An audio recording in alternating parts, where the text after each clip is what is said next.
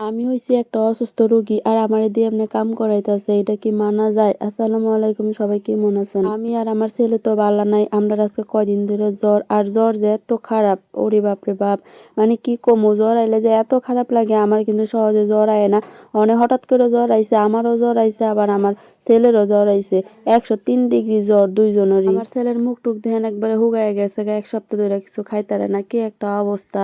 1 সপ্তাহ পরে আমরা বাইরে বাড়াইলাম, কি আর করুম। বাড়ির থেকে এমন একটা অবস্থা হইছে, কিছু ভালো লাগে না, কিছু খাইতেও পারি না। যদি আমার খালি জ্বর আইতো তাহলে আমি মাইন্না নিতাম, লগে আমার ছেলেরও জ্বর আইছে, এটা তো মানতে পারি না। আমারও খারাপ লাগে এন্দা আমার ছেলেরও খারাপ লাগে, দুইজনে একলগে পইড়া রইছি। কি একটা অবস্থা!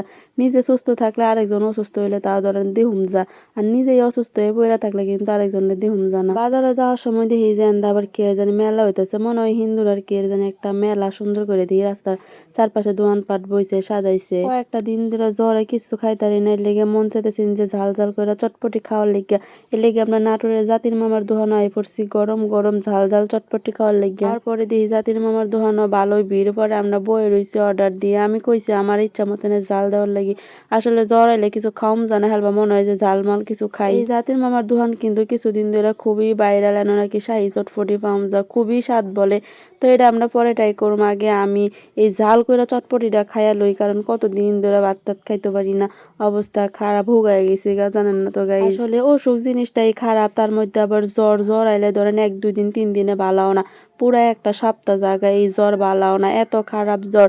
ওষুধ পানি খাইলেও ধরেন জ্বর ভালাও না, এখন একটু ছাড়ে জ্বর, আবার একটু পরে দেখবেন যে জ্বর আই পড়ছে। আমার সহজে জ্বরও না, কিন্তু এইবারের জ্বরে আমার একদম অবস্থা খারাপ। আসলে লেগে কইলাম যে জ্বর জিনিসটা খুবই খারাপ। জ্বর আইলে ধরেন 1 সপ্তাহ 2 সপ্তাহ বিছনাত পইড়া থাকুম লাগে। যেহেতু মুহ স্বাদ পাইতাছি না, কিছু খাইতে পারতাছি না, লেগে বাজারও আইছি, দেখি কিছু টুকিটাকি জিনিস নেই খাওয়ার লেগে, ফল।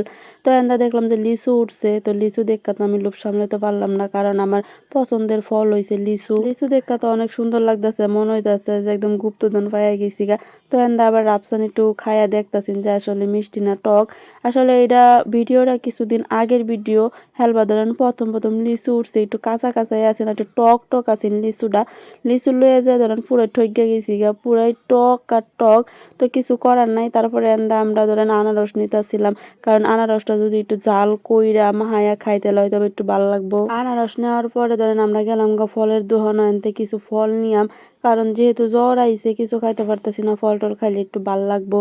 তো আঙ্গুর ফলগুলো এত সুন্দর লাগতেছিল, তো এনতে আমি অনেক রকমেরই ফল নিছি, ধরেন আঙ্গুর, আপেল, মালটা আর মেলা কিছু নিছি, এত কিছু কইতারলাম না। ফল কিন্তু যায় মাথায়াত, কারণ দিন দিন খালি ফলের দাম বাড়তাছে, এক একটা ফলের কি দাম!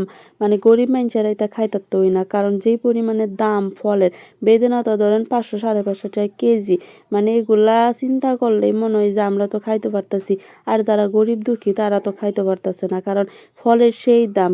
যেটাই নিতে যাবেন সেটার দাম ইচ্ছা মতো। আমার পোলায় জুতা নিব পছন্দ করছে, পরে একটা জুতা নিয়ে দিলাম। তারপরে আবার শুরু করছে যে কেক খামু, তারপরে তো আই পড়লাম কেকের দোকানে। আর পরে দেখি সেই সুন্দর সুন্দর কেক, পরে আনতে সুন্দর একটা কেক নিলাম, কারণ আমার পোলায় আবদার করছে আর আমি এই জিনিস নিতাম না, এটা তো কোনো সময় হইতেই পারে না। এই জায়গার কেকগুলো আমার কাছে অনেক সুন্দর লাগতেছে, দেখেন কি সুন্দর সুন্দর কেক।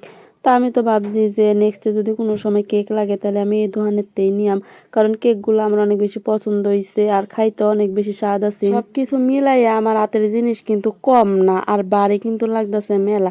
আপনারা ভাবতে পারেন যে কম জিনিস দেখা যাইতেছে, আসলে ভিডিওতে কম জিনিস দেখা যাইতেছে, কিন্তু এটার ওজন কিন্তু মেলা, কারণ যেহেতু ফল টল আছে, তার মানে বুঝতেই পারতেছেন যে ওজন কতখানি হইব। এত পরিমাণে শরীর খারাপ যে এইটুক জিনিস নিয়ে আইতারতাছি না, আসলে এইটুক বললে ভুল হইব, এটার ওজন কিন্তু আছেন মেলা। আমি আইতেই পারতাছিলাম না।